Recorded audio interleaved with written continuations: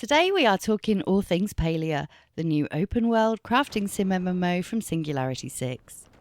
I'll just preface this video by saying these are my thoughts. This is a short, story spoiler-free review. I have spent countless hours on this game since I got my closed beta key. It's a super fun, cozy game that I can play with my community and gain to know the other human players along with the NPCs and their different personalities, and preferred gifts that they'd like to receive has been enjoyable. I particularly enjoy the crafting style of this game.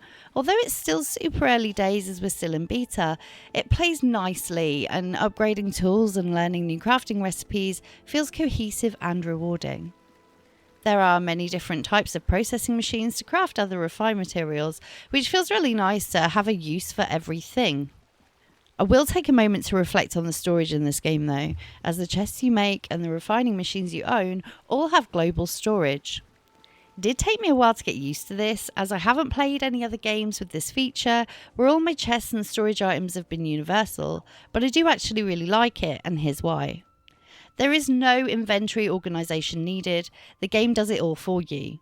It stacks items automatically, and when you go to craft an item of furniture or make a food recipe, for example, the items are grabbed automatically, which actually saves a ton of time and makes the experience much more fluid.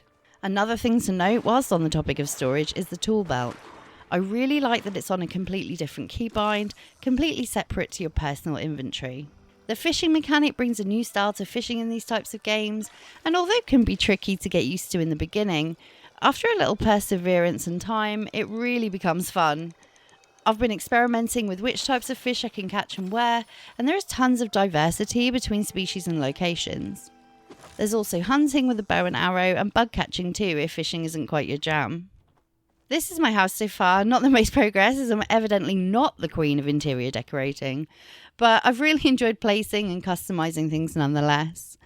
Another really cool feature that I love is that you have the opportunity to purchase more plots for your house to expand not only the building but also the land around it, which means I'll have plenty of space to add things and decorate as I go.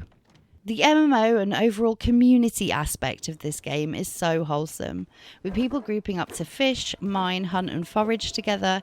Given that all the lootable items in this game are duplicated for each individual player, has been wonderful to be a part of and witness.